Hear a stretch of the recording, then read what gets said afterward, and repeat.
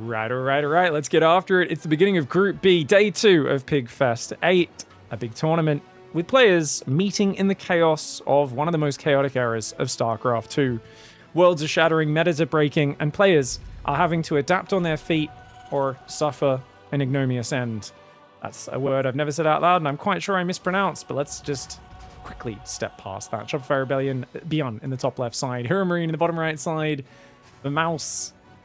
And this is going to be a cross-map TVT. I was saying just before the series started, despite the namesake of HEROMARINE, BYUN is actually the Marine god in this matchup. BYUN is a player who is so good at mass Marine TVT. If you kind of pick a path in TVT, as both players go 14 command center first, by the way, which is an awesome build order. Super greed here. But if you give a Terran player a path and you say, do you want to make Ravens, tanks, Vikings, play a very slow, static, methodical, creeping your way across the maps, locking down areas and securing them and slow pushing your opponent, to give Age of Empires terminology, the castle trebuchet kind of bombard cannon siege push sort of style? Or do you want to just dive in with mass marines, tanks, medevacs, constantly try to drop entire armies in your opponent's backline, and essentially play the style that should not win frontal engagements, but has the mobility advantage, and therefore with flair, tactics, and micro can benefit?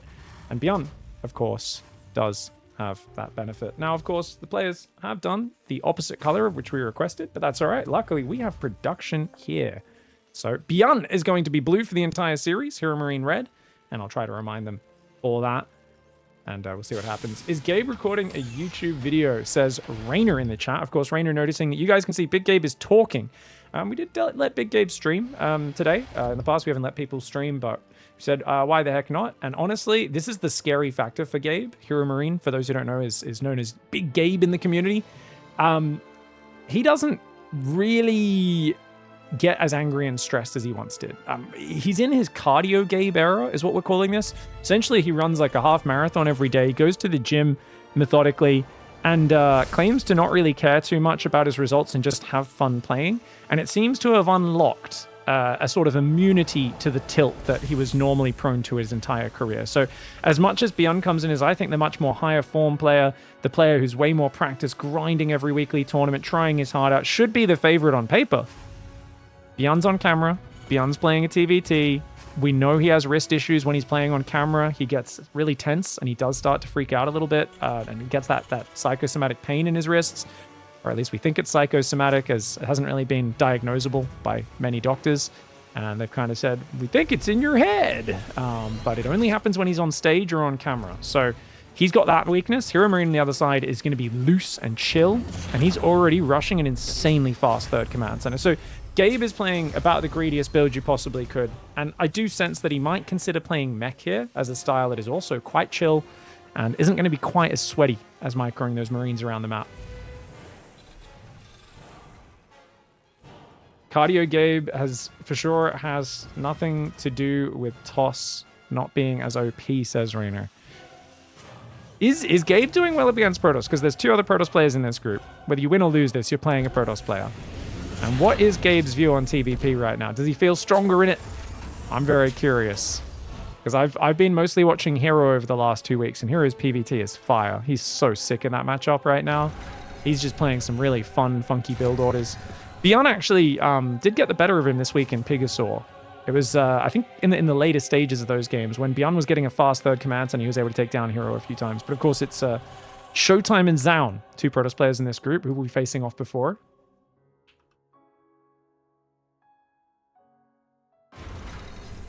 Ravens on the way for both sides. Still no sign of whether or not this is a full mech commit or not. BYUN just now going for the third command center. Now, this is basically an economic arms race, guys. Both players have gone for the most extreme greed build you can possibly do.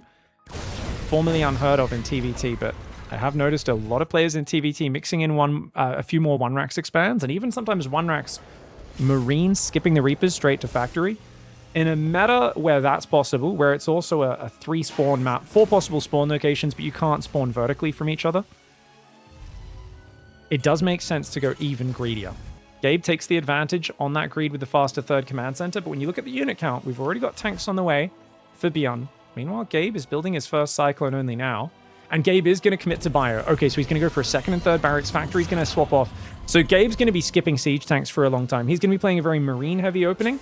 This build order is incredibly weak to committed siege tank pushes, because usually they'll hit you with like a bunch of tanks and whatnot, Vikings and so forth, before you have your double upgrades. You might have stim, but you won't have combat shields. You won't have any siege tanks. Your medevacs will not quite have popped out. But luckily for him, BYUN is also doing a greedy build. Just, you know, very similar matchup between the styles. The only difference is that BYUN's keeping up tank production during it, whilst he's using his factory to build a reactor. Gabe moving his third out. Zero fear for Gabe. Wow. Wow. Double upgrades do kick in on the engineering base. Fourth and fifth barracks is there as well. Pig 300 mineral CC might have something to do with that. I mean, I've watched a lot of TVT over the last few weeks, actually. I haven't seen a lot of people rush third command center this early. The Wonder X expand, yes, but this level of greed we're seeing here, I think, is a mixture of that, and it's definitely the old Sun Temple special that we're witnessing right now. But you want to get that saving, and there's only one way to save that 100 minerals, and it's by building a command center. We've been seeing a lot more players going mass orbital as they play. Now, it's funny because BYUN against Zerg still builds planetaries as he goes forwards, but he loves going mass orbital versus Terran. Here we go, first skirmish. Ooh, he tries to turn and fight in the bush, does BYUN, but HEROMARINE seems to have the numbers right now, does push on front, and he will take care of all of this. Nice micro there by HEROMARINE to just focus down those units. Wins the trade by 150 resources. Hellion comes in as well, picks off the SCV, building the depot. BYUN, of course, will clean that up, but as it goes, 1-1 upgrades are on the way. Both sides have gone for an armory. Neither one has a second factory just yet. And Vikings are not building either. It's Marines, it's tanks, it's medevacs. And oh my lord, HEROMARINE's already building a fourth command center. Oh my god. Okay, sorry. That is just... I was saying I wanted to see cross map because I figured it would be more of a brawl with like mass marine. And that will happen. I didn't think they'd be going 5 bases before there'd be like big marine battles. I should have actually, now that I think about it, I should have foreseen this coming. This is crazy, dude. This is so insane, man. Yeah, BYUN's like a little behind on the expansion cadence, but realistically, it's close enough that it's just going to come down to who micros these fights better. Double drop's going to go down south. I do love the spotting depots on the edges for HEROMARINE. Really important to see these sorts of things coming in. And oh, he almost sees the drop, but not quite. He's going to try and skim around. If he can push in here, BYUN doesn't actually have anything spotting on this angle. Oh, this is really greedy for BYUN. Oh, BYUN could get ruined by this push. If Gabe just shoves in there, he actually could do so much damage. But Marines are moving in the middle of the map. The Cyclone contesting map control. And he will push these Marines away. Nicely done. But double drop comes in. I'm on Gabe's camera. He can see it on the minimap. Does he see it? Bottom side. He's not watching. Bottom side. He spots it. He spots it. Okay, he grabs his Marines from his rally, stims them there. The scan of BYUN does not see the Marines coming, and he's going to unload, and that might actually be really good for Gabe. Gabe has plenty of units here, guys. This is Gabe's camera we are watching, and let's go back to everyone's cameras. That was a little jerky, wasn't it? And he does defend this. Is HEROMARINE still in mouse? Yeah, I thought he left them, guys.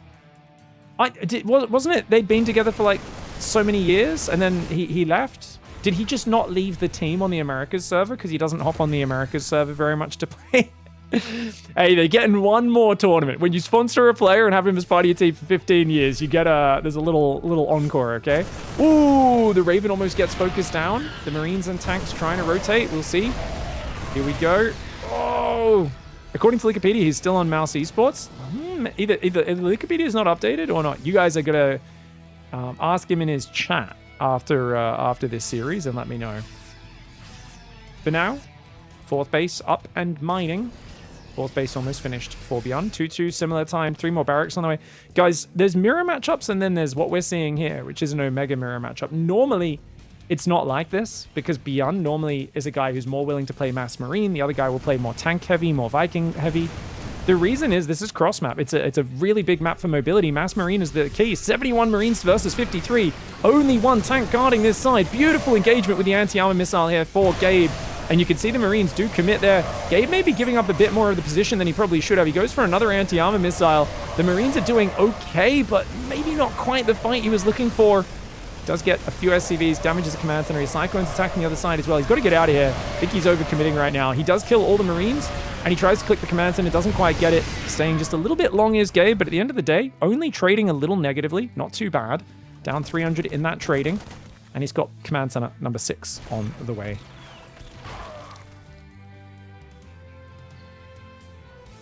Scary moment for BYUN. I do think BYUN might want to try and retake map control. That middle watchtower, of course, going to give HEROMARINE the ability to pivot into different angled attacks at ease. Double tank count for BYUN right now, but he's at half the Marine count. And this is where if Gabe could get some drops in the main, that sort of stuff, could be nice. The Marines chasing Gabe. This is a crazy move for BYUN. The Marines chasing is fine. It was the unsieged tanks that was a little worrying. +3 attack on the way for Gabe, but he didn't have the money for +3 armor straight away. He's going to go forwards here and think about taking position. I don't like this angle for Gabe. Feels like he's trying to force it, and BYUN receives that push with open arms. Very easy clean up there for BYUN. HEROMARINE overcommits. He's going to have to chill out. Now, he's, of course, got 8 reacted barracks, pumping Marines, 2 tanks at a time. I think the real move that Gabe needs to do here is make sure his double tanks are pumping, and he needs to get like 6 to 8 tanks in the medevacs and actually take a really good angle, right? Where it's something like where you boost in, you drop the tanks there, siege them up, kill the 1 or 2 tanks of BYUN that are defending, and then go for it. But he's actually shoving the middle again. He catches BYUN trying to move down his ramp, but HEROMARINE once again overcommits on BYUN's side of the map. And look at that tank advantage, 14-3. That is really bad. He's lost 7 tanks. BYUN hasn't lost any. And now it's BYUN's turn to go across this map.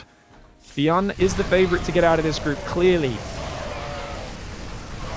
Tanks and Marines trying to hold the middle, but HEROMARINE needed to give up ground earlier. Every one of these fights, like the first attack, overextension, but then staying here was bad. This one, losing another 2 tanks, and now there's no way to defend the counter on such a big cross map. I think he should have been able to get together a defense, but look at how many tanks there are. He's got so many Marines. Oh my lord, is he going to be able to do it? The Marines actually do really well for him. He gets his tank sieged up, and Gabe will be able to hold on to this position. A very important hold for a player who's incredibly high on medevacs right now. 10 medevacs, which is good for his healing, of course, but oh, he's going to get pushed into.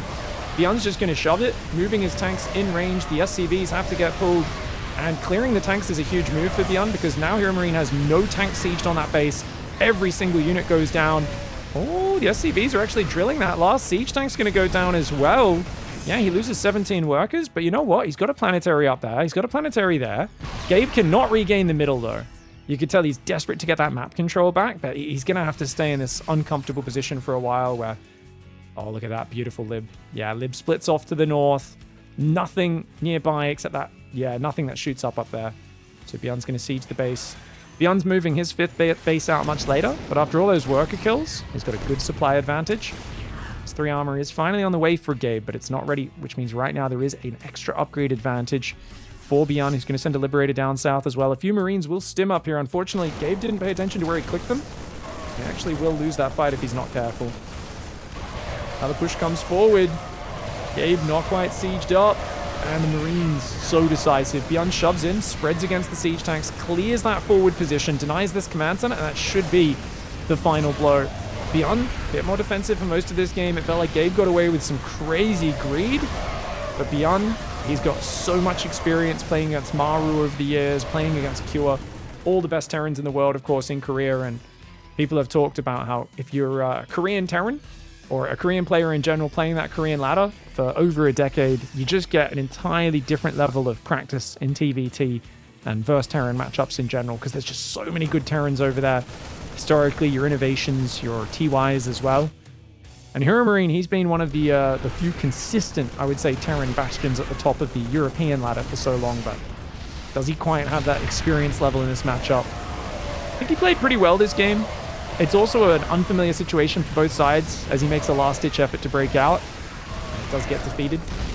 It's a cross map, gigantic map. You've both played some of the greediest builds ever. It's an odd situation. It's a situation neither player is going to be really very well practiced in. And I think perhaps Gabe maybe just wasn't sure what to do to leverage his lead other than just keep attacking with Marine tanks. So he got a little overextended, a bit sloppy. Whereas I think if he kind of waited for BYUN to move out and then pounced on him, or he waited for BYUN to try and take this 5th, I think there was a bit more opportunity, but just tried to force his way through over here and over here a couple of times. Like even when he pushed into this base, I kind of wished his Marines had actually committed to the fight just a little bit more against BYUN's Marines and maybe could have done a bit more damage. But that command center getting repaired and barely surviving was really clutch for BYUN. All right, guys, going into game 2. BYUN at the top left. It's Eternity's Edge, another big map. So they've picked 2 big maps, these 2 players. You could tell they've both got a preference for it. HEROMARINE in the bottom right side as well. Definitely would have liked to see Gabe lifting his tanks into his medevacs, boosting in to reposition them much quicker. It just gives you that extra level of surprise. If you're playing that kind of tempo mass marine style, getting those tanks in position really quickly, it allows you to kind of pair them up with the siege of your units. Now, this is a 13 barracks, 13 gas. Notice he pauses SCV production here, guys. 13 barracks, 14 gas, I think is a very bad build. This build is fine. It obviously prioritizes getting an early Reaper, which is what his goal is. And BYUN is going command center. Wait. Command center first again. Ooh. Well, I mean, Gabe's going to go right across this map with this Reaper. And I don't know how this times out. I feel like basically if you lose your first Marine too quickly, it can snowball. But remember, Reapers take 2 seconds longer to build. And I've been thinking more and more about how Adepts and Reapers have both been really, really given the short straw this season. 34 seconds to build a Reaper. 33 to build an Adept. And these units, it doesn't sound like a lot, but man, a 2-second boost to that build time, 3 seconds to the Adept, it adds up, man. It really does add up.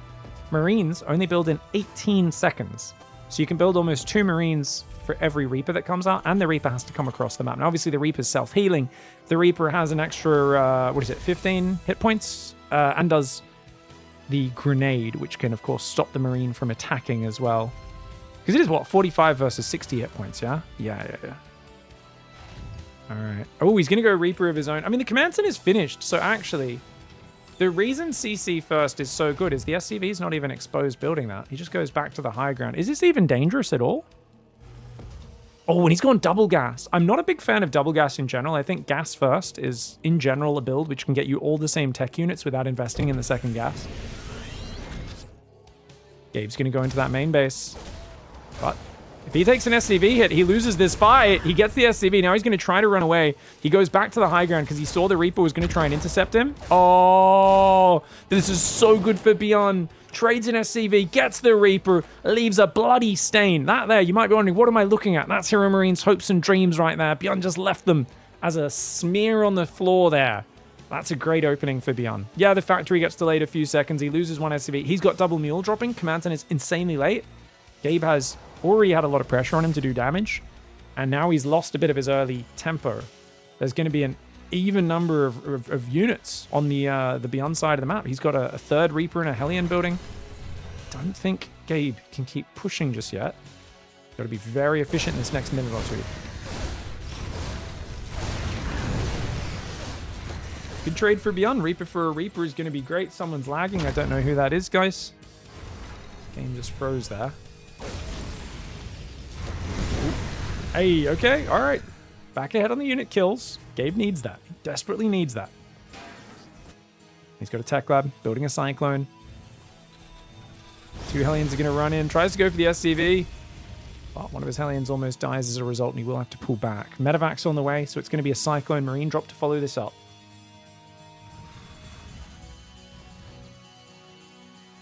With SCVs transferring, you can see BYUN here, fully saturated in the main.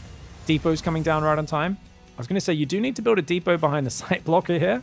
And of course, he is going to sort that out. HEROMARINE has not done that. Of course, he prioritized getting vision of the Simp Shrine. For those who don't know, Eternity's Edge, this map does have a Simp Shrine. There's a whole bunch of Ewok-looking dudes over here who I believe are worshipping this Nova poster as she hangs out next to her vulture.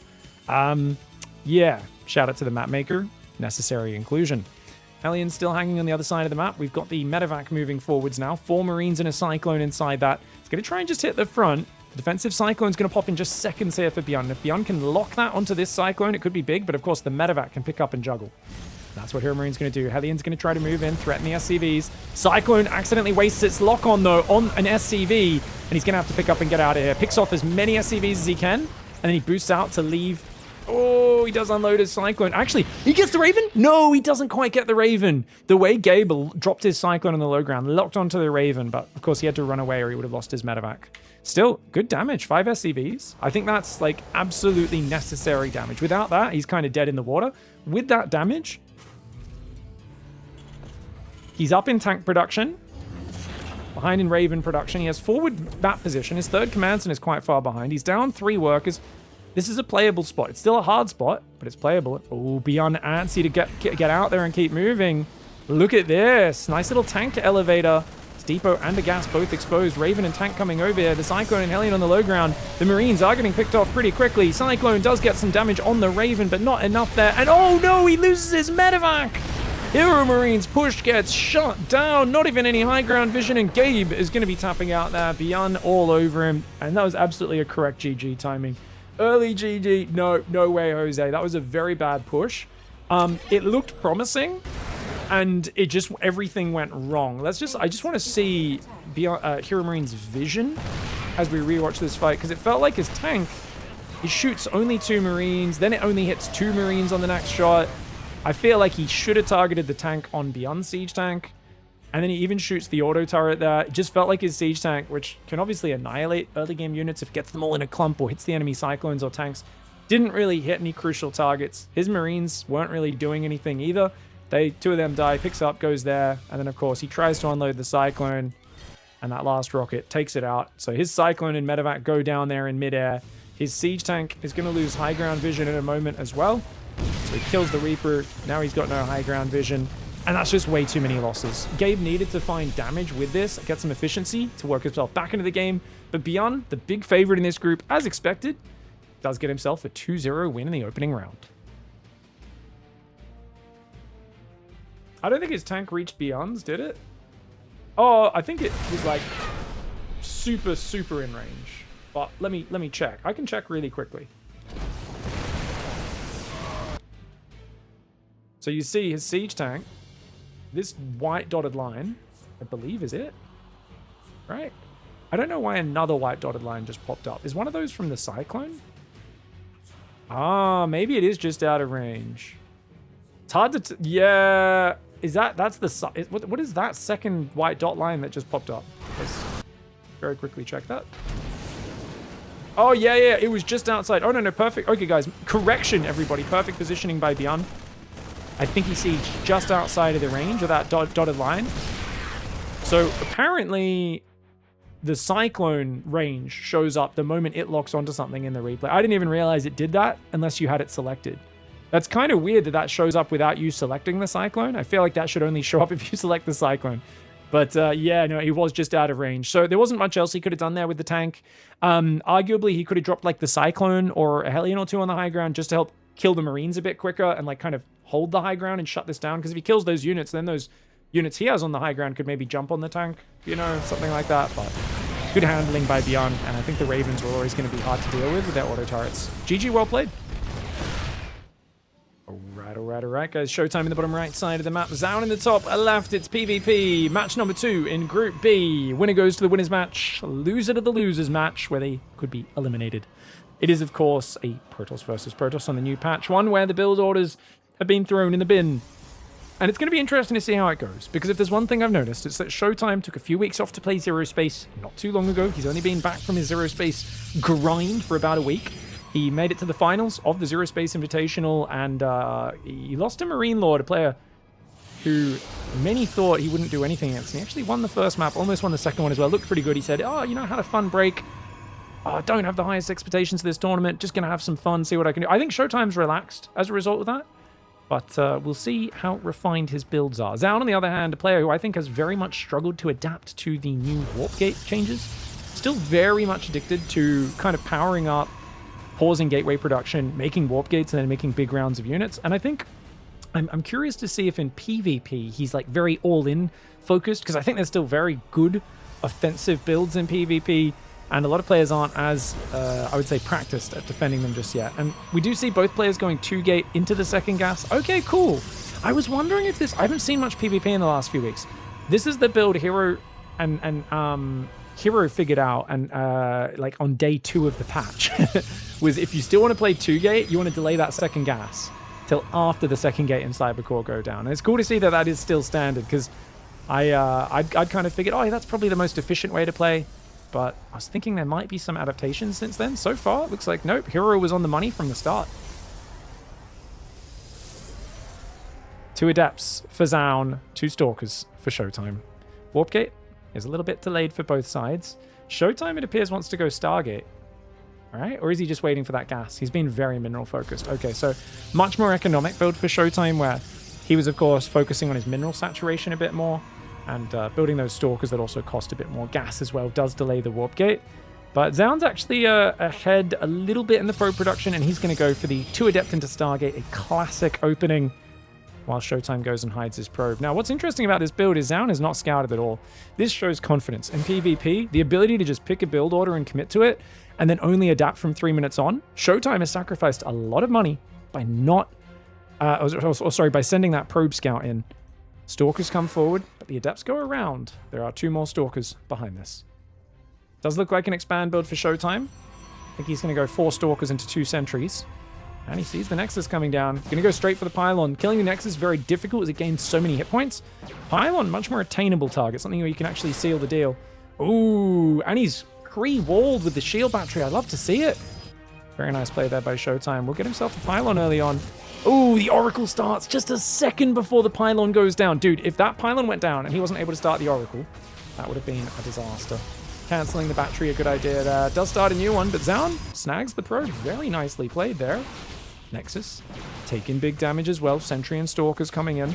Twilight Council's on the way for Showtime. He does not have a shield battery in the main, which I would consider quite risky. Surely he will rally his sentries to that main base to defend the Oracle as it's now heading forwards. He's done great damage. He should know about the risk. And yet Showtime seems to be asleep at the helm in that regard. Like, the Sentry and the Stalker may have convinced him this is a normal build. Oh, it's just a bit late because, you know, he built Adepts first. But no.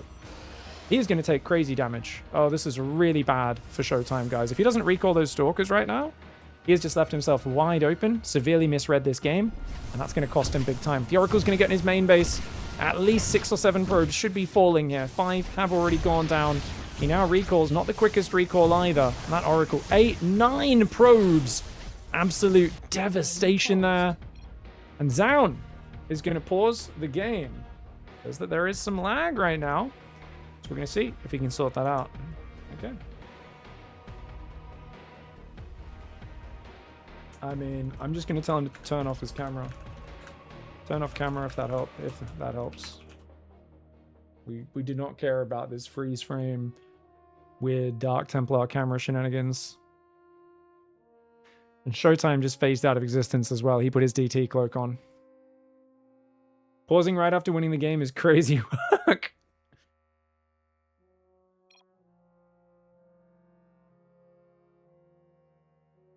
Yeah.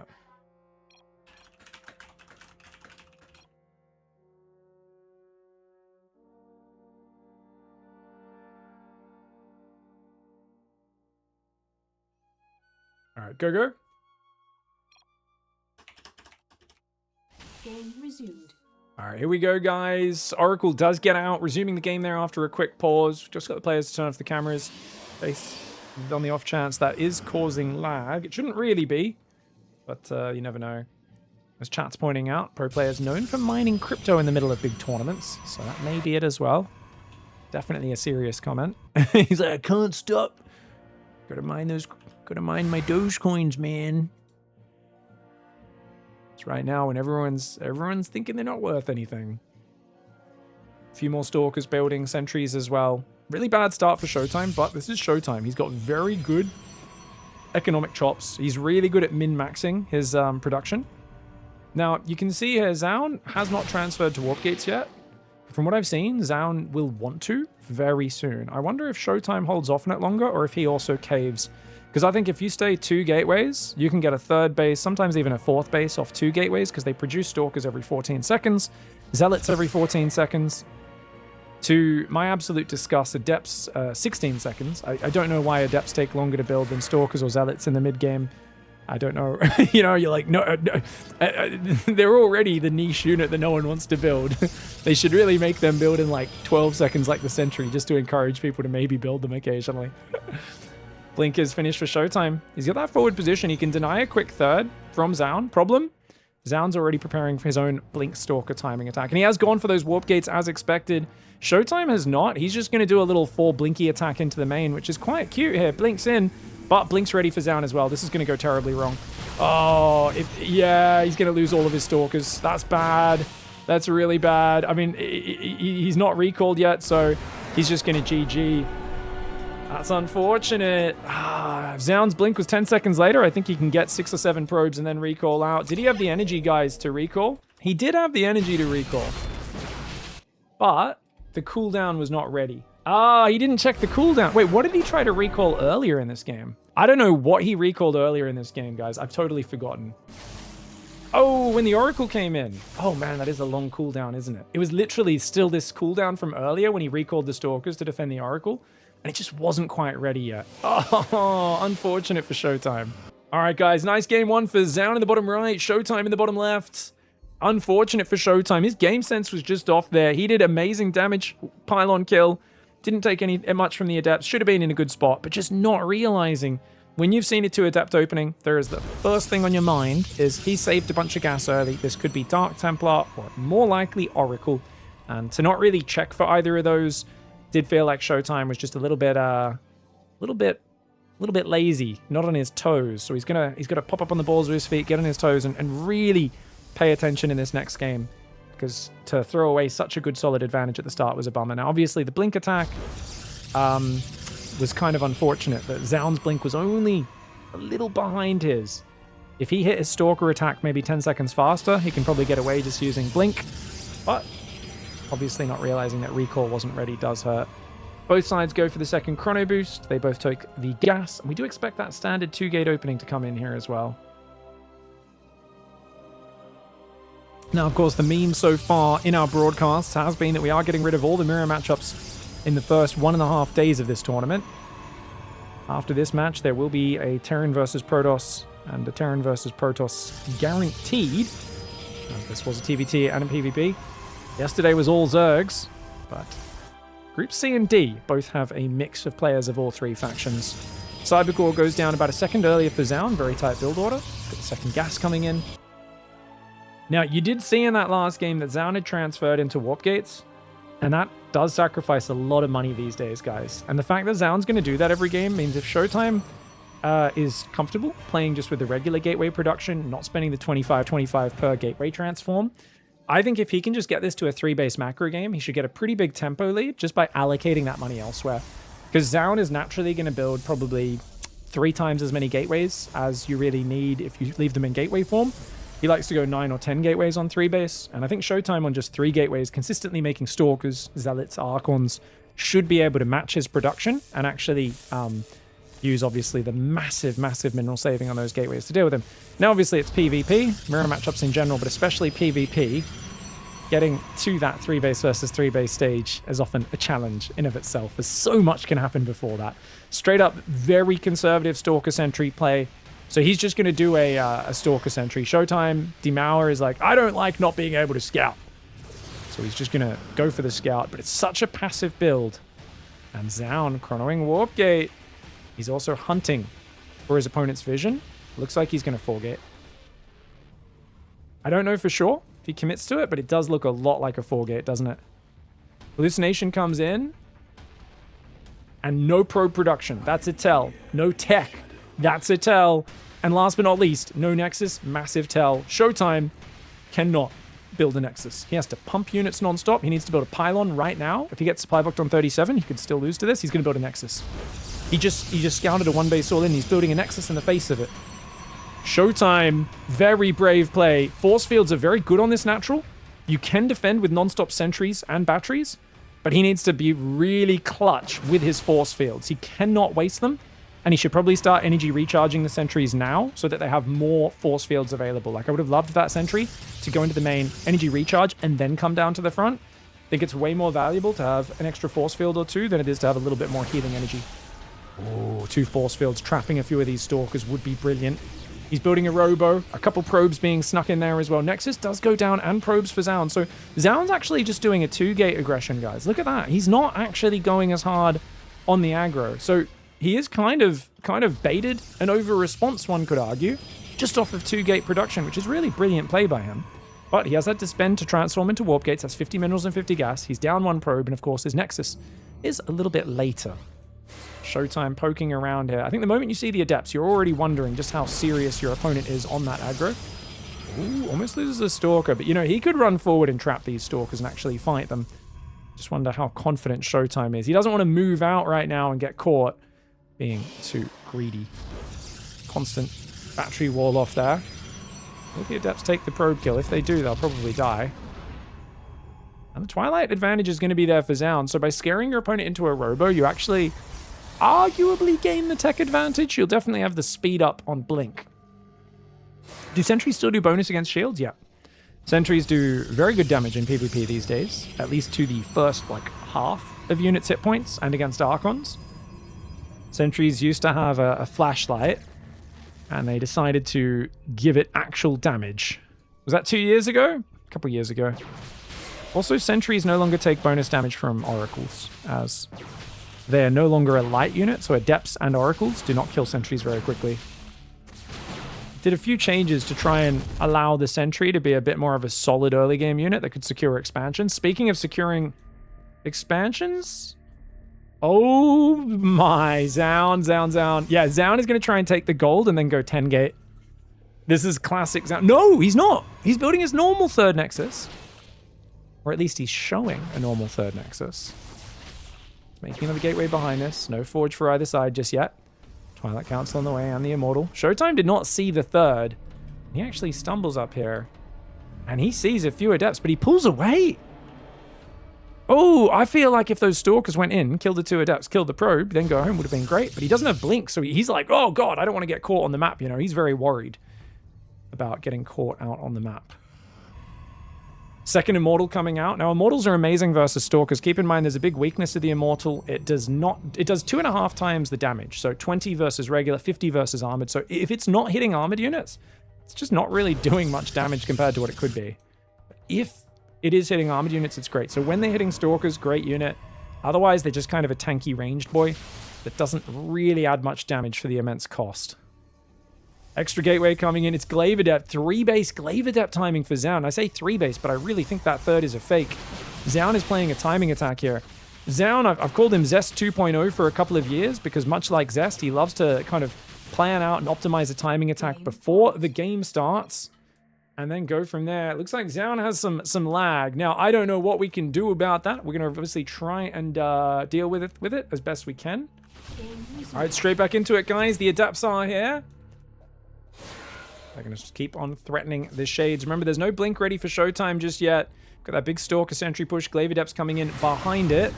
And, oh, this could do some damage. The Adepts shade in. He's going to take out 3 probes.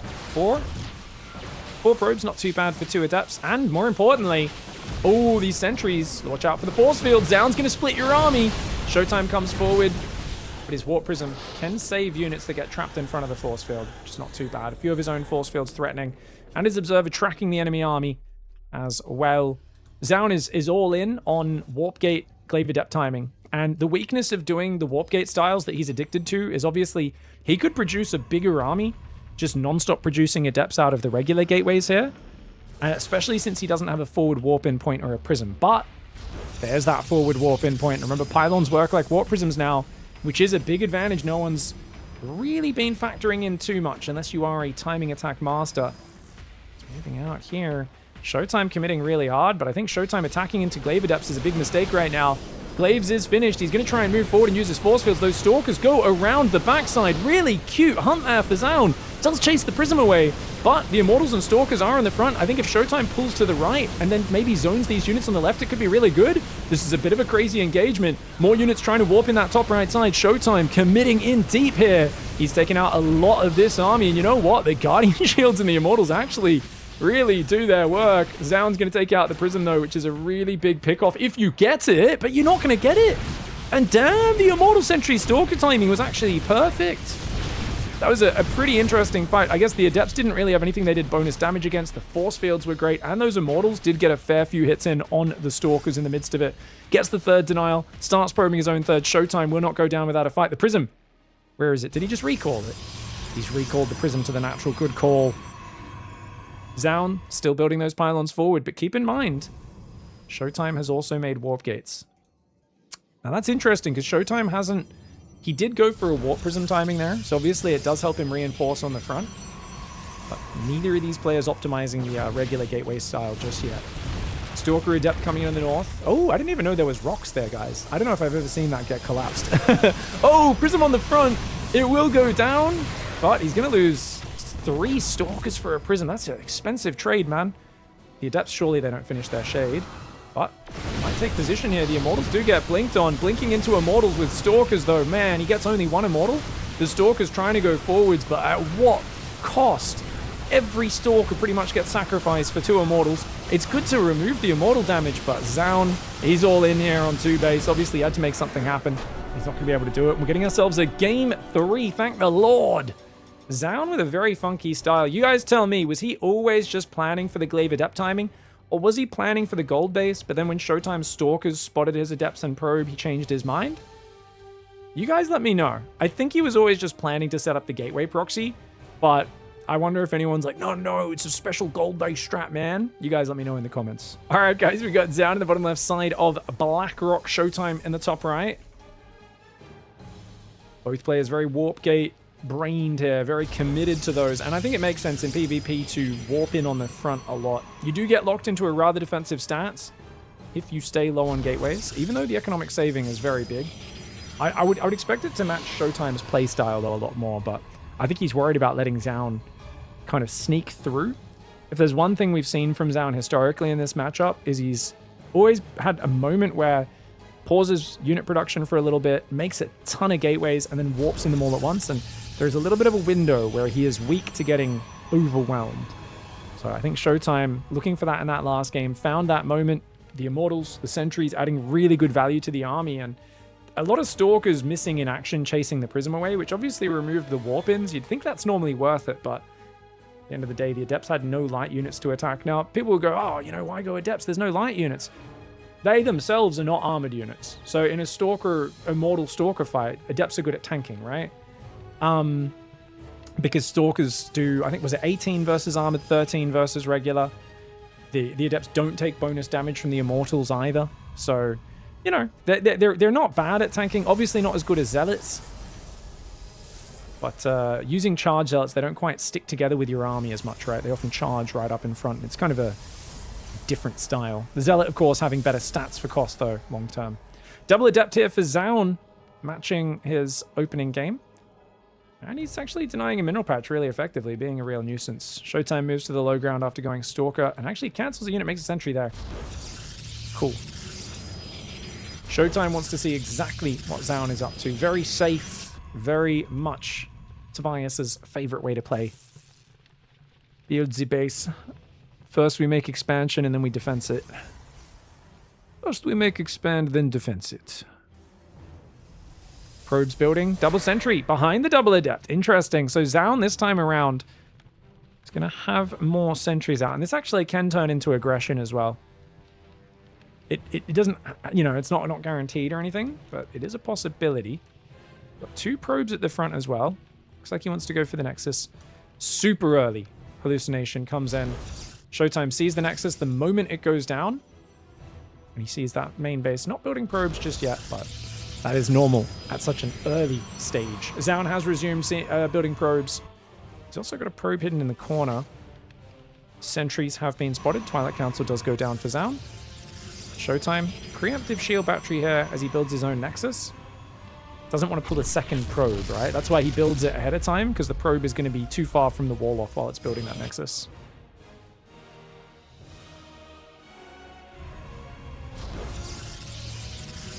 Twilight Council comes down for SHOWTIME. Looks like a mirror matchup so far. These 2 Adepts are here, but look at this. Nice Stalker movement. These 2 Adepts coming forward. The Stalkers are there. More Stalkers and Sentries on the other side of the bush as well. Going to cancel the Shade, but that means he will take a bit of damage. This is nice value for SHOWTIME. No one's been game to try anything like Dark Templar this series yet. Oh, misclick on the rocks there for SHOWTIME. Doesn't quite get the Adept, but it is very weak for any future engagements.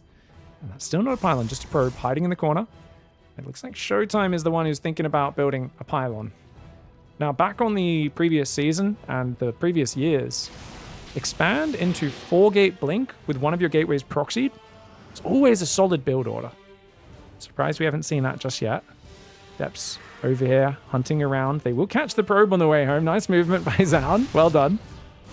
You can see both players kind of picking their builds from the same book of formulas, right? It's got a probe hidden in the top left corner, does ZOUN. Ooh. Oh, Showtime struggling to get hits, dude. Nice. I love the way ZOUN's using these bushes, man. Using bushcraft tactics. Nice woodsmanship. 2 more gateways going down. So Showtime also planning to play Warp Gate. Yeah. So I don't think either of these guys is comfortable using the new gateways in this matchup, because that means you're taking a big break from regular gateway production to produce later. Gives you the ability to reinforce on the front, but at this stage, when you don't have a robo nor a forward warp-in pylon, it doesn't really give you any tangible advantage. This is just comfort speaking. So definitely, in terms of economy, suboptimal play for both sides in terms of the warp gate usage. That's kind of what we expected. Very odd change to get used to. And in PvP, mirror matchups are the most brutal. You get experimental, you try a new thing out there in the action. Good chance that you're not going to be able to defend something until you've experienced defending it with the new setup a few times. That's a lot of practice required to get to that point. Third Nexus on the left side. We've got a forward pylon coming up. Oh, he is just straight up going for that 4-gate blink. And guess what? You don't need to proxy a gateway now. It's exactly the build I was talking about. Just 4-gate blink and then take your third base. Try to deny your opponents. Unfortunately, ZOUN scouted the gateways the moment they went down. So he knows this is coming. But with the force fields threatening here, you can move up and kind of just deny the third. And he comes too far out. You can maybe take him out, even hallucinating a few stalkers. Showtime's got to be careful. He gets blinked on. He was not expecting the dive there. And his hallucinations aren't even in the front, but 4 more stalkers come in. He does trap a few of the stalkers. Blinking across right there is worth it if you get the stalkers, but ZOUN's reactive blink, very, very good. It's pure stalker now as the sentries have been exhausted, but ZOUN kept his sentries alive. Showtime did not. Showtime has double the stalker count. And you can actually see that the gateway production stalkers and immortals coming out, these 2 gateways can produce very quickly if you keep them running. ZOUN is producing out of them right now, but that third nexus may go down. Now, losing the third nexus is not the end of the world. 2 adepts do shade in at the same time. They're going to take out at least 5 or 6 probes, as there's only 1 or 2 stalkers to deny it. Blinks forward, does take out a stalker, which is not bad, but the 2 adepts, they get 7 probes. Massive damage to the economy of Showtime. Of course, the nexus going down is rough, but Showtime builds his third. I'd probably trade 7 probes for the nexus most of the time, but you got to still be very careful in the engagement here, head-to-head. Once these stalkers rejoin, I think Showtime has the numbers advantage, but right now, loses another one. And these guys are out in the open. Showtime has got to be wary, especially with all the sight blockers here on Blackrock. This is a really devious map. You've got to be careful of the positioning, and Showtime quickly running home. But I think ZOUN might take position and force a very awkward fight. This is so weird. Neither side sees each other, but they're about to stumble into each other. Showtime's got to get away from there. He does blink away right now, but he sees these 3 stalkers warping in on the front. ZOUN chases, gets 1 more stalker kill, and he's getting some really good pickups. Very well played here by ZOUN, who's now got 2 immortals out. Third one coming in as well. 1 immortal's rallying from the south. I think that's an easy blink on, though. If Showtime instantly blinks on that, that's a really nice kill. But look, ZOUN goes for it. He's the one who blinks forward, and he's actually got a great Guardian Shield as well. Showtime moves forward, does remove the other immortal, and he's got the defensive blinks, defensive blink stalker warp-ins much closer to the action. But Showtime, it looks like, is just a bit too low on the army supply. Bled out a few too many units, was too busy rebuilding his probes as well, and I think he might just barely get overwhelmed. He pulls a few probes into tank damage. He does blink forward, and he does hold on for now. Units lost time, very close for both sides, but 600 in favor of ZOUN. ZOUN's third is coming up. It's later, but right now it doesn't matter. 36 probes only for Showtime. Showtime's trying to build an immortal. I think it's going to be tough for him. He's worried about DTs coming in behind. ZOUN's got such a big info advantage as well with that observer. Stalkers run over to that side. They do clear the pylon, but that means these stalkers can come in, pick off a probe, maybe take out the pylon. Ooh, Showtime doesn't lose anything, actually. 2 more gateways coming in for ZOUN right now. So ZOUN is transforming into bigger gateway count, 3 bases coming up. He's probing non-stop. Oh, actually, no, he's got a few gaps in his probe production. ZOUN's still very aggressively minded. I thought he'd be building a big eco advantage behind this, but it looks like ZOUN's already planning the next timing attack. Look at this, guys. Only now does he queue up 3 probes, and he's not chronoing them either. He's sitting on a lot of chrono boost right now. Got a 3rd immortal building. I think ZOUN really just wants to go finish Showtime off as early as possible. Showtime building a few more probes. Showtime's already back in the economic lead. That never should have been allowed to happen unless you're going to commit really hard to an attack soon. And yeah, well, he's going to commit to an attack. I don't even know if he waits for this third immortal to arrive. He might just go. And I don't know how Showtime holds on against that. I mean, he's got 2 sentries now. I think force fields, unironically, a king at this stage. Like they are actually an amazing thing at this stage because both players took so long to get their third up and mining. If Showtime had a little more gas, if he just had 2 or 3, like if he had 4 sentries here, I think he can hold this army off forever. With only 2, it's gonna be tough. But he's got 2 shield batteries. The problem is he doesn't have any info, so we might panic at the start of this engagement. You can see ZOUN's about to emerge from the bushes. Oh, a ZOUN in the bush. Oh, he gets a sentry. He gets a sentry, and it's the high energy one immediately with the blink forward. What an absolutely potentially game-winning move. ZOUN on the front line. He's down 2 probes, but he's got a bigger army, and his army control is exceptional. He's a timing attack master. Will he be able to push through? Great force fields. Forces ZOUN to just blink forwards. It's not the best there, but, I mean, he's got the numbers, and his 2 immortals moving in. He's just got the numbers. Showtime would have needed some zealots or something there to punish the blink forward, to tank some of the armored damage, but he was just a bit too far behind and a bit of a barn burner. But ZOUN does come out on top with the 2-1. All right, guys. We've got HEROMARINE in the bottom left side of the map. It's German Civil War here, unfortunately, in the elimination losers match of Group B. Of course, he's going for that Barracks Gas opening. Not sure if we got an answer from the previous series, if he's still representing Mouse Sports or not. His opponent, EGD's Showtime, in the top right side of the map as well. Of course, HEROMARINE from Cologne, and Showtime, we've just found out, is from Schwaben, which is in South Germany. It's near Radolfzell in Baden-Württemberg. I do not know what any of those are, but he's in South Germany. I've been joking that because Showtime's internet is kind of bad and his camera freezes up a lot, that he's from the Black Forest. Is that far from there? I don't know. Point is, he's kind of from the woods. HEROMARINE is from the metropolitan center of Cologne, hanging out, drinking beers, hanging out at the Mardi Gras and the crazy street festivals, having a good time. Showtime's, out meditating, doing yoga in the woods, and I don't know, doing immense numbers of push-ups. Of course, Gabe also big on the working out these days as well. I have no idea who's favored here, except that Showtime, as a player, did spend a few weeks playing Zero Space, and I'm not sure how good he is at using the new gateways. We've seen Hero is the best PvT player right now, pretty convincingly, and a big secret to that is he doesn't go warp gates unless he's like DT rushing or something like that until quite late. He really produces out of his gateways, gets his 3 bases up, really controls the map with it, and is kind of immune to the very fast 2-base timings. We'll see if Showtime is going to emulate that style and how long it is before he swaps over to warp gates, because I think the longer you stay on that really low gateway count, it's not just the cost of transforming to warp gates, it's the cost of building the extra gateways that really does slow down your economy. So we'll see how it goes. Reaper's going to come in here nice and early. Stalker's almost out. Remember, you can't really open Adept with an economic build because it just takes so long to build. 33 seconds. Stalker builds 6 seconds faster at 27. So a nice defense for Showtime.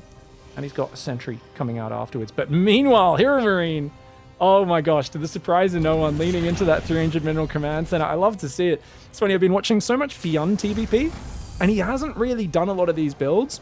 He kind of is like, nah, just play standard, play aggressive, but because I save 100 minerals on my natural, 7.5, 8 minutes when I build my third, that I save another 100 minerals, my aggression is like a little bit faster, a little bit stronger. Which is obviously one way of playing, and I think it's still part of, being a diverse strategic gamer, but I think I do like the way Gabe's just like, all right, get a Cyclone to stay safe, and then just lean into the greed. Reaper pokes in, Reaper pokes out, and that first hallucination is going to come in. Showtime will see this so early, and that's huge, because it gives him all the time in the world now to react. And I think that the main thing is take a third immediately, never stop probing, and there's a few options. You can either go Double Forge, Heavy Zealot.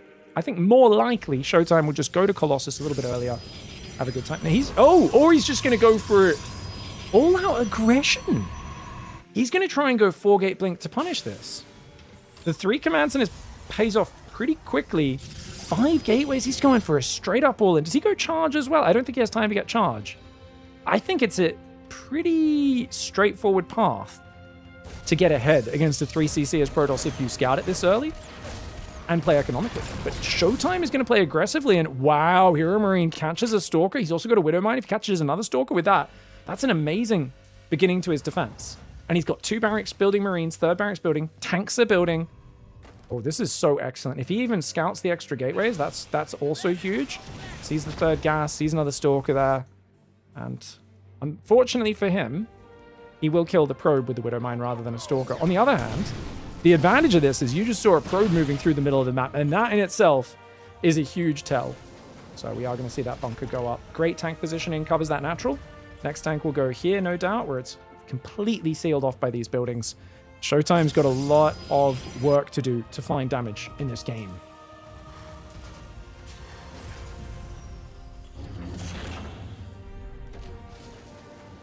Engineering bay's on the way. Blinker's almost there. Got 5 gateways warping in Stalkers. Feels like way too many, right? I don't think even 4 gates hard to support, but 5 gates kind of crazy. It's going to use the hallucination to try and blink in the main base, but there's a tank there. There's a full wall off. I mean, he can blink and then just run south and be annoying, but it's hard to get out of here. And it does feel like Showtime is kind of all in. Then again, there's so few units. There's only 9 Marines and 2 tanks, and the other tank is not covering this. The bunker will get taken down. He should have had SCVs there to repair. Gabe too greedy. Is he going to get punished? I think his Stalkers might have just shot his own sentry there, though. I think there was a volley of Stalker shots that may have just landed on his own sentry. Meanwhile, Gabe panics and attacks the rocks. Both players panicking right now. Oh my lord, boys, calm down. Tell that tank to please stop shooting those rocks, and indeed he does. But the Stalkers are already coming in. They're going to dive forwards. They do take out the tank and the Cyclone, but not without massive losses being incurred. Stim and +1 weapons are on the way. Stim's very close to finishing. This tank is going to siege up. Remember, with no robo, he doesn't have continual vision of the high ground. He's lost his sentry. So as long as this natural ramp gets defended, this is an easy hold for HEROMARINE from here. And I think this was a big overcommitment for Showtime. The tank, ooh, does waste his shot on the Adept. Nice move, sending that in first. But actually, wait, he stopped tank production. But the Marines just stimmed and killed so many Stalkers. It's just a shame he doesn't have a bunker up, but I think with a few SCVs pulled as well, this is excellent. 55 workers. He can trade like 20 workers and still be ahead in this game against a 2-base Protoss. HEROMARINE just needs to keep pulling SCVs. Like, he needs to not underestimate this. This is all in from Demour. But Gabe holding that high ground, looking really, really solid. He's looking fantastic. Another Stalker does bite the dust. The Stalker's trying to pull back right now. They do pick off a Marine. I think on this map, tight natural ramp, not that easy to blink in the main. I think on a map with a better blink path into the main, I don't mind this build as much, but in this case, it doesn't work out. Gabe slaps it down. Perfect response for him. Getting the early Stalker as well, and then seeing it with the Widowmine. Really good preparation, and Gabe wins game 1. All right, guys. Nice game 1 for HEROMARINE, who's now going to get, not a spawn that Terran players are normally happy with. Cross-map, Old Sun Temple. Showtime in the bottom right side of the map. I do hope to see Showtime show a little bit of that gateway production action here in this game. Cross map, it's going to be all about your economy. So hard to finish each other off on this. But late game warp gate will be exceptional. I think the one thing is both players should definitely check for corner bases, as you do see people often hide a 3rd base in the corner on this map and try to get away with it. But a pretty solid game 1 for Gabe. Goes for the greed, defends the greed. And Showtime, no doubt, will go back to his standard sort of setup of play. It's a shame one of these players is going to go out in 2 best-of-3s, which is always brutal. But that is just how the tournament starts. Quick, brutal best-of-3s. And then, of course, the qualification matches best-of-5s. And once you're in the playoffs, it's all best-of-7s up to that best-of-9 grand finals. So every step, you get a little bit more leeway. 13 barracks, 13 gas. Gabe wants that early Reaper. Now, that's an odd choice on a big 4-player map like this. Don't get me wrong, you can't spawn vertically from each other, but unless you SCV scout, maybe he does SCV scout to rule out there and sends the Reaper cross map. Still feels like the Reaper takes so long to get across, unless it's side spawn, that you're going to struggle to do damage. So I was expecting Gabe to do another like CC first or something like that, but I guess after the greed in the last game, he's like, yeah, let's not be so greedy this time. It's so big and hard to... Oh, guys, don't... You guys in chat are making that... I just accurately described Old Sun Temple as a map. And it is hard to finish each other off. You guys are making it weird, Twitch chat, not me. I will not be held responsible for your actions. That's your interpretation. Nexus does go down. Command Center is going to go down on just 17 supply.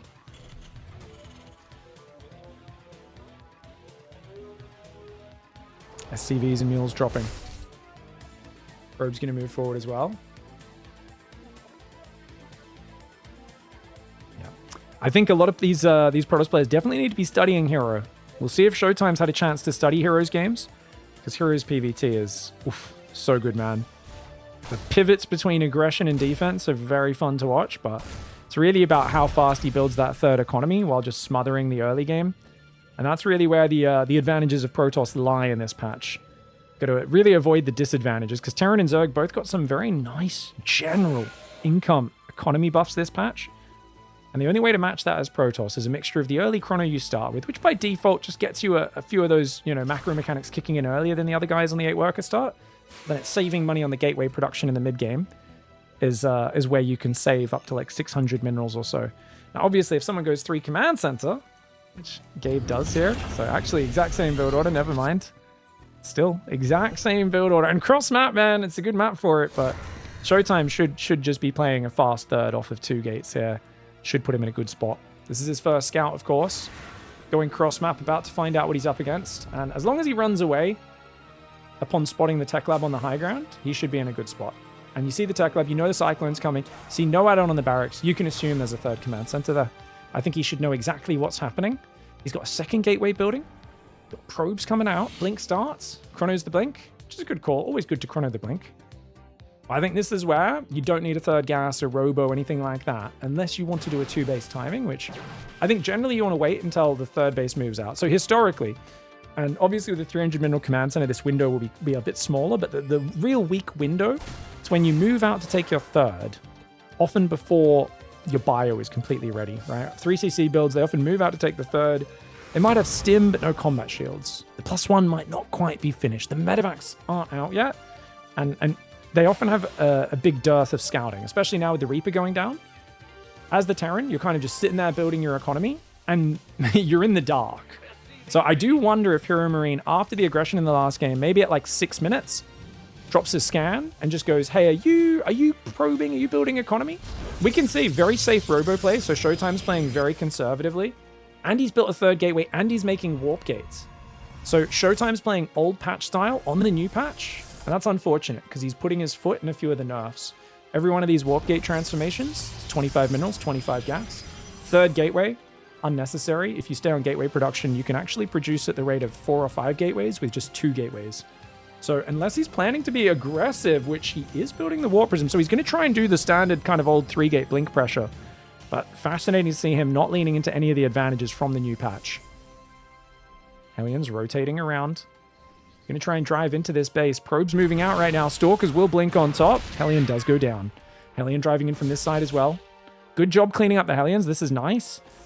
Double bunker goes down reactively. Oh, it's full mech. It's full mech. Oh, my lord. Okay. I did not expect full mech from Gabe. What a Chad.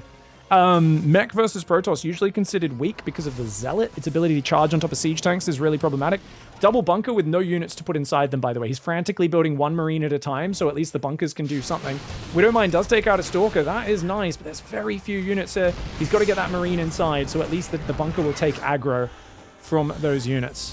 Third Nexus finally coming in there. I think Showtime could have been far ahead economically if he'd pivoted in that direction, but by committing so hard to these warp gates, this tech, he's put himself in a position where he doesn't need to do massive damage, but he needs to build economy and deny the third for at least quite some time. If he blinks in there, it's going to be a disaster. Oh, wait. Oh, my lord, he goes for it. The tanks are getting massive shots. The SCV pulls are good. The Prism takes a lot of damage, but it doesn't go down. He does take out the Cyclone. That's very expensive, though. Loses 4 Stalkers so far. One of them died to the Widowmine, so 3 more died, but they're all very fragile now. If he can get 2 or 3 more tanks sieged up, there's no way another blink in there is going to work, is it? Second tank only now sieging up. Showtime goes for it. Showtime headbutting right now. Oh, man. Absolutely chaotic aggression into the defenses. 2 games in a row. Unfortunate to see Showtime just stepping into the meat grinder there. I think Mech really struggles to move out against this more mobile comp, but if you exhaust your units into his defenses, he's going to be able to just float the third out. And right now, Gabe's massively oversaturated on 2-base. If you can just keep him pinned for a minute or 2 longer, take a third, take a quick 4th, I think Showtime can definitely work his way out of this. But one of the big savings he could make right now is if he swapped these back into regular gateways, and he wouldn't need to be building more gates, he could make a much faster 4th and 5th base. Unfortunate. It's going to be hard to get back in this game if he just plays very conservatively, and that's kind of where Showtime's at right now. Sorry, guys, I probably should just turn Showtime's camera off, shouldn't I? But hell, at least you know what he looks like. Gabe's camera looking smooth right now. Much better internet in Cologne, apparently, than out in the forest. Stalker's coming forward. Ooh. 13 Stalkers. Stalkers, good mobile unit. Shoot up, shoot down. They move and shoot. Incredibly weak to tanks damage, cyclone damage. Very expensive. So it's going to be about preserving these Stalkers to maintain map control for a while. He's got a 4th Nexus on the way. He's making more gateways. He's got +1 weapons. Armor upgrade's not going to be as important as attack. And remember, the pressure has given him something. The armory only now starting +1 armor. So the upgrades of HEROMARINE are pretty late. I mean, Showtime's are as well. But I actually think the upgrades are more important for mech than they are for the gateway player. Showtime's not got any robo production yet. Like, he's got a robo, he's got 8 gateways, but he's on Zealot Stalker. Normally you want to swarm with this when you're ahead, but he's doing this from behind. So it feels like Showtime right now is committing into all-ins from a position where he is in a very kind of weak spot right now. But who knows, maybe he catches him out of position. He's going to dive from the south, takes out 2 tanks. If he now pulls away into the natural, that could be huge. Ooh, okay, but the Cyclones are still there. The Cyclones are going to chase him off. Good defense for Gabe. Only loses 2 tanks. He's building a few more Cyclones. I actually think he does need to make sure he builds more tanks. And he's not walled off anywhere. The Ball of Hellbats has a lot of heavy lifting to do. That has to defend these waves of Zealots. Showtime's going to keep looking for the value here. If he can pick off all the Hellbats, the Zealots will excel. Stalkers blink forward, take out the tank. The Zealots are just getting blasted by those Hellbats. And the Cyclones do look to punish as many of these Stalkers as they can. Gabe needs to make sure he hangs on to scans. He should be scanning during these battles just to extend the range, effectively, of these Cyclones. There we go. Scan goes down. It's a little bit late, but better late than never. And he's going to try and push these Stalkers back. The Prism trying to warp in. Dude, the Warp Prism Micro to break the lock-ons for Showtime is so good. Really nice Warp Prism Micro, but he's just a bit too far behind. All it is salvaging a bad situation and try to make it not as terrible, but so many units go down there. And Showtime is going for a few Zealots, but he's in a pretty bad spot right now. So what's the follow-up? More gateways. This is a style where if he was using the old gateway, it would be much stronger, but he keeps investing in more gateways, and as much as you can build units on the front, rallying units across the map would actually be a little more efficient right now. I think you've got to swap to a long game plan. Is Skytoss viable? From this spot, it's really hard, because he'd have to take 4 gases and very slowly start transitioning into upgrades. Disruptors actually got massively nerfed versus mech when they lowered their damage, for those who don't know. Disruptors aren't bad versus mech. Often having Disruptors or Storm you some sort of splash damage that's not Colossus usually to damage the Hellbat Cyclone Ball. Get through that very quickly and control space. It also allows you to slow down and advance with an inferior force, create that asymmetry. Obviously, Immortals are amazing when they're hitting tanks and Cyclones, but they don't do much damage to Hellbats, and they're very expensive. But Showtime's kind of just playing Gateway Man right now, but he's doing it from an inferior army supply, inferior economy, and base trade is the right call. This is it. He doesn't have a Dark Shrine. He had a Dark Shrine. Oh, dude, how good would a Dark Shrine be here? He's going to go into the Zealot Stalker from the left side. Showtime trying to do what he can. Stalker Zealot diving, Cyclones taking damage. Hellions are in the poop right now. The Stalker Zealot's going to move in from there. The Cyclones and Hellions trying to deal with this. Stalkers try to damage that medevac. They're not quite able to take it out. The Hellion Cyclone gathering at the front. A few medevacs do go down. Stalkers take out a few medevacs, but look at that swarm of Terran units. You are being surrounded. And even with the good positioning on the Zealots, there is more Cyclones than there are Protoss units on the map. And that math just ain't mathin' for Showtime. He is too far behind in this game. And he kept on trying to push that boulder uphill. I would have loved to see a pivot stylistically into a different style after his first Stalker attack failed. But I felt like Showtime really had one plan for anti-mech play here from the start. And if you think about classically the weakness of mech, man, hard to push, hard to finish games, hard to get through splash damage, hard to secure a 3rd, a 4th, a 5th base, a more patient style. If Showtime was patient, I think HEROMARINE would have given him some opportunities. But because Showtime played a very kind of simplistic frontal pushing style, lots of Zealot Stalker, without ever rebuilding any sort of economic advantage or tech advantage, is always going to be a really tough ask. I think base trading is still the right way to do it. Let's see if we can get something done. He's going to lose his 3rd base here. Liberator comes in from that side. 10 probes have gone down. The 3rd base will fall. He's going to try and mount defense in the main base. Few Cyclones do come home. The rest of the units go forward. It's always awkward trying to get in a base trade with this less mobile mech army.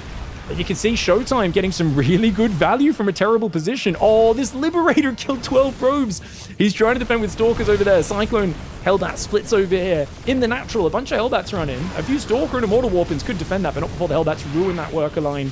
So many probes have gone down. The Zealot Stalker tries to go in. He's going to blink on top here. But the Hellbats are morphing. The Cyclone's doing some good damage. Great focus fire for SHOWTIME, though. SHOWTIME making the best of an absolutely appallingly bad situation. He's been behind for a long time. Unfortunately, he's getting overwhelmed in the natural. But he is breaking the natural of HEROMARINE at the same time. It feels like there's still room here for SHOWTIME to recover. Imagine if he had a Dark Shrine. If a DT defended here, DT went in the base at the same time, it's game over right now. It's actually a game over in SHOWTIME's favor. Can you believe it with how bad this game's gone? And that's why a lot of players won't play mech, is because if they can feel like they're way ahead, but when they go to leverage that advantage and they push, their immobility does tend to get taken advantage of. And I think SHOWTIME's really played this perfectly.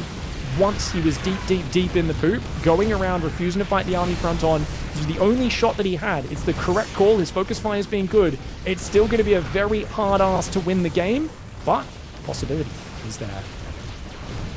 Stalkers and Immortals taking big damage. He's got to clear the tank. He's got to clear the tank. The tank actually is almost going to take out the Immortal. The SCVs do take care of the Immortal. The Stalkers are going to clean up every single SCV. And now, guys, it's 26 army supply to 36. Terran in the lead there. The Nexus got cancelled on that side, which may have been a mistake. He warped in a few more Stalkers with it. He's not saved a probe. Guys, he's not saved a probe. There's no probe on the map. SHOWTIME needs to build a probe from this natural, chrono it, and get it out across the map so he can build a building somewhere. Otherwise, he will lose the base trade. That is his last probe, just went down there. He has to build that probe right now. He's trying to hunt down the command centers. He might be able to force a draw, potentially. Because Stalkers have shields, they can regen, they can deal with this army with Blink Micro, but he has to build a probe right now. He's got enough money to build a probe and one assimilator on the other side of the map. He's got to go do that. If he does that, he might be able to win it. There's no command centers left. Oh me, oh my, but he's not realizing about the elimination win condition. SHOWTIME needs to think on his feet. He needs to chrono that probe right now and get it out of there. He's going to recall and try to defend the Nexus instead, but those tanks will have the high ground advantage on him. He's going to move forward there. He's going for the tanks, the Immortal, and he gets both tanks. He does get both tanks. If he can get rid of the Cyclones, that could be huge. If he can get rid of them, but he's going to lose a lot of Stalkers there while the Hellbats are still alive. I think he should have been able to drag this out if he built that probe I was talking about. But instead, he is committed here. He's going to try and blink on top and take out these Cyclones. If he clears the Cyclones, he will be able to out-micro the Hellbats. This still could be SHOWTIME's game. He's not ready to go home just yet. How does SHOWTIME always end up in late-game PvTs like this? I do not know. But it's always like this, man. Dude, HEROMARINE has to tap out. SHOWTIME stays alive. What in the world? The first 10, 11 minutes in that game was an absolute disaster. It was SHOWTIME literally just falling down the steps. It was not good. He was in a terrible spot, but he managed to avoid the head-on fight. Good Blink Stalker mic, and not even an emotional outburst. SHOWTIME, truly a man of discipline. Great discipline there, staying so focused on that camera. All right, guys. Well, is this the beginning of the comeback? I think SHOWTIME's really going to struggle because there's a few things going on here in this series so far. Number one, zero comfort using the new gateways, which has been the secret to Hero's success on this patch. And number two, a real fear of Gabe's 3cc. Gabe's gone 3cc. SHOWTIME is trying to all in into it, kind of, or at least do a big crazy attack twice. It's failed really badly. And I really want to see SHOWTIME do one of two things. One base all in, and just go even more all in, or play greedy and defensive. And either one of those would have been great. We'll see how he goes. Would have loved to see SHOWTIME, when he was behind as well, pivot into the gateway production. It's such a big way of saving money to get more Nexus, more probes. You can transition to splash damage earlier, that sort of stuff. A few people saying, oh, Gabe shouldn't have gone to the low ground. He threw that game. Guys, he has no idea that there's no probe on the map. Like I said, SHOWTIME for the previous 2 minutes should have built a probe and already hidden a gas somewhere. Unless you've killed all of his Nexus, his buildings don't get revealed. He hadn't been revealed. Gabe had no idea that he didn't have buildings elsewhere, so he had to go down there. There's no way he could know otherwise. The real mistake for Gabe was when he moved to his natural, and then the Zealots and Stalkers ran in and killed him. He should have been up here on the high ground, in a base trade, rule 1 of Terran, raise your wall, rally everything as far back from the ramp as possible. You get a few tanks sieged up here, Hellbats and Cyclones in front, they will never get up that ramp. And if he'd done that, his main never would have died. And I'll tell you what wins a base trade really well, never losing your main base. And he did not need to lose his main base there. He will be kicking himself. I think in his mind, Showtime was probably going home with his army after killing some expansions. And then Showtime dove in and finished him off. And losing that production was the game decider. So, unfortunate for Gabe there. He's going to go 13-13 into the command center again. We are going to see Call before Nexus, which when you're playing a guy who's going 13-13 most games makes perfect sense. Thank you everyone who's been supporting, by the way. We appreciate you guys so very much. Thank you for that.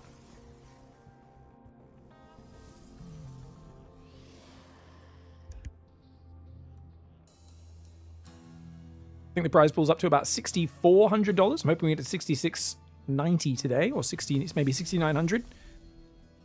We'll see how we go. Of course, we've still got two more matches after this one. Loser of this match, unfortunately, will be going home. You know what? He's going Adept first. Saves a bit of gas on that. He could have gone Nexus before Cybercore, actually, right? Look how early he is compared to the Reaper. I guess the Reaper went around. That's why the Reaper's so late. He went looking for proxies. Okay. I was like, this is a late Reaper, right? But it actually kind of works out because he moves out thinking it's not a Reaper build. Oh, good probe micro, though. He saves that boy on just 3 hit points. That probe's weak. Maybe could pop it in the gas. Oh, no, he's still going to lose these units now. 2 probes for a Reaper is not the end of the world, especially if he grabs this SCV. Can he... Oh, he's not watching, though. Means the SCV gets to safety. Exact same build order. And this is where Showtime's got to show some creativity. This is such a... Like, don't be wrong, it's not a bad build order for Gabe, but this is not super flexible in terms of what it can do. Showtime has a lot of things he can do to take advantage of this. And I want to see something new. I want to see something very different. Right now, I think he could go for an immediate third base. There is 0 threat of pressure off this opening. Gabe's making the what you could argue is a mistake of doing the exact same build 3 games in a row. And it's a build order that has no aggressive potential. But Showtime seems so intimidated, almost afraid of the 300 mineral third command center. And as a result, he's been very stiff in his play. Cyclone's going to poke around. Single Hellion comes out. It is, of course, Bio this time. I know someone will probably be like, oh, it's not the exact same build. He played mech. His first 4 minutes was exactly the same 3 games in a row, though. Whether you go mech or Bio afterwards, it's very similar in that you've invested in 3 command centers, an early Cyclone, and you are going to be stuck in your corner until at least 7 minutes. Probably longer.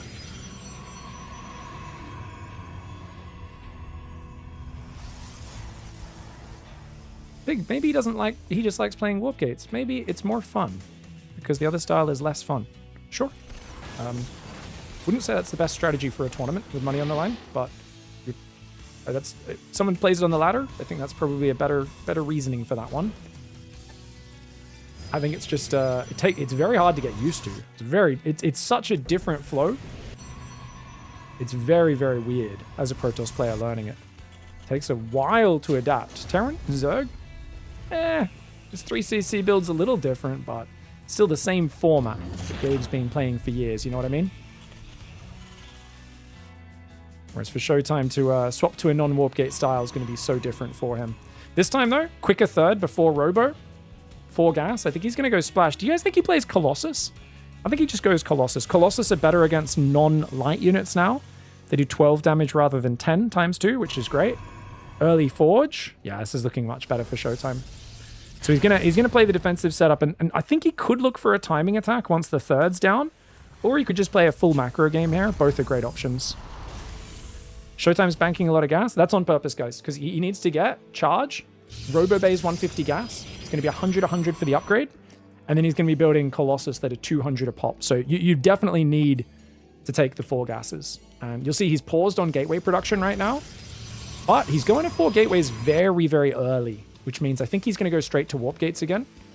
Whereas if he stayed 2 gates and started building zealots now, I think he could actually still get a really solid army up and hit that timing when Gabe moves out to take his third.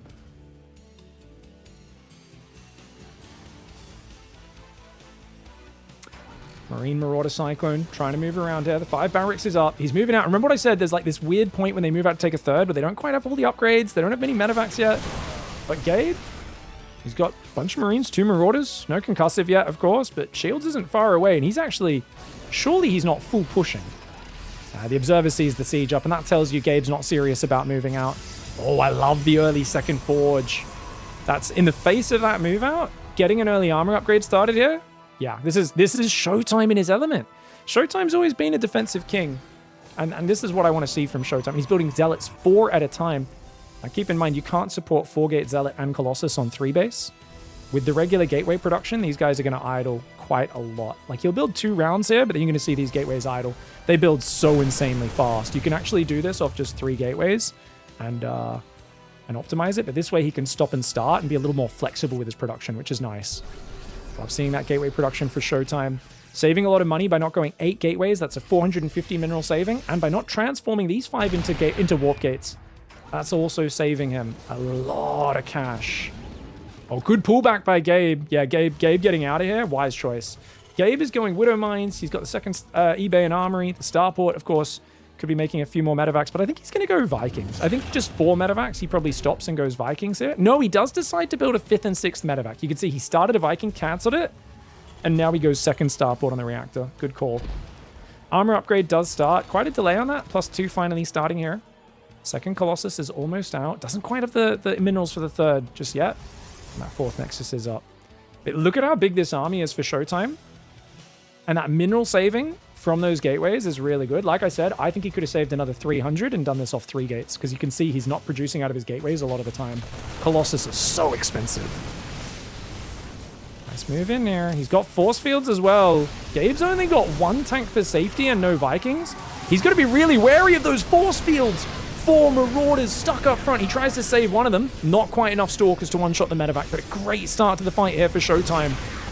I really feel like Showtime didn't play a great style in Game 1 and Game 2, but now he's playing to the strengths of the patch. He's also countering Gabe's very defensive style really well. And the Observers have given him a bit too much vision. I think Gabe not noticing these Observers is hurting him way more than he realizes. The fact that that one escaped the scan is really frustrating for him. That 1 tank holding the line right now, it's the one thing keeping Showtime back. 2 Vikings are out. He needs to rally these Vikings to the front and get a few more out there. The Bio Army is big for Gabe. That could still smash through the Zealots, especially since he's slightly ahead on the upgrades right now. But he's got to keep the Marines away from the Colossus. And the Guardian Shields also could be quite big. Ooh, gets another 2 Marauders here, but doesn't quite stay there to shoot them down. He's worried about the Vikings and whatnot. Observer does get focused. So it's Stalker Colossus poking in and out right now. Showtime. He's got a second Robo building. Now, what's the follow-up for Showtime? Ooh, I love it. Dark Shrine goes down.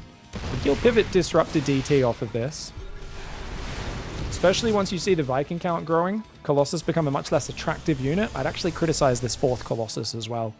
He's got 9 Stalkers, which is enough to one-shot Vikings now. But if he loses a few of those Stalkers and he doesn't have that critical firepower, that could be really painful. Scan sees the army roaming. Gabe getting his 4th base up. Forcing it to the macro game. Showtime very front on. Not really sending Zealots in from the other side. We know there's a bunker on that 3rd, so it's not an easy angle to do so.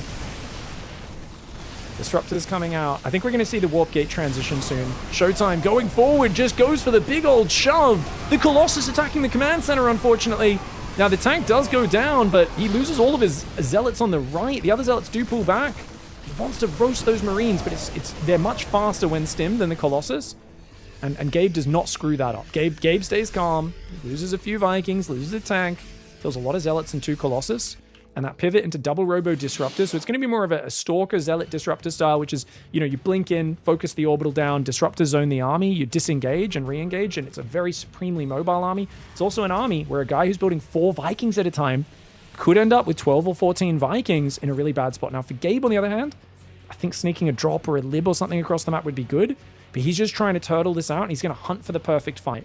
And I think he's got a very real chance of fighting it. Historically, Showtime has been a player who, when he gets to this stage, really struggles against that late-game Terran army to not, overcommit and get caught out. He's either, too passive, so then he tries to push harder the next game, but when you push harder, man, we've all experienced that. You're pushing a bit too deep, the Bio kites back, shoots down all the Zealots, the Vikings take out the Colossus, EMPs land across your front, and that's where problems arise. The ghost count's very low. It's just now starting to grow. You can see Gabe kind of topping off his supply with those ghosts. Disruptors in the open. Showtime! Showtime not watching. Loses 1.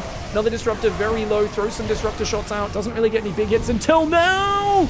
Oh, all the disruptors go down without connecting their shots. That is unfortunate. Only hits a single Marauder, and what a devastating turn. Showtime, the moment Gabe pounced on him, just was not watching, didn't micro those disruptors, and now he's getting overwhelmed. He's got to just buy time. Remember, disruptors shoot every 17 seconds these days. It used to be every 21 seconds, but they don't one-shot Marauders, which is painful. Oh, he crushes that left flank, but once again, the disruptors. Oh, he finally lands the Omega shot that he was hunting for this whole time. But is it too little, too late? I think it might be. Gabe still has that core of units up on the 4th base. Showtime has to run away.